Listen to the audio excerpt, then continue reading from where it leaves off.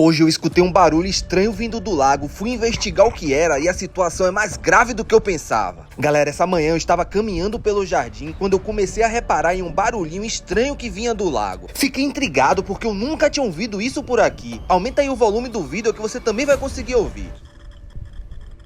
Então comecei a procurar de onde estava vindo o som. Pensei que poderia ser a bomba da cascata, mas o barulho ficava mais alto quando eu me aproximava do chão. Comenta aí se vocês também estão conseguindo ouvir.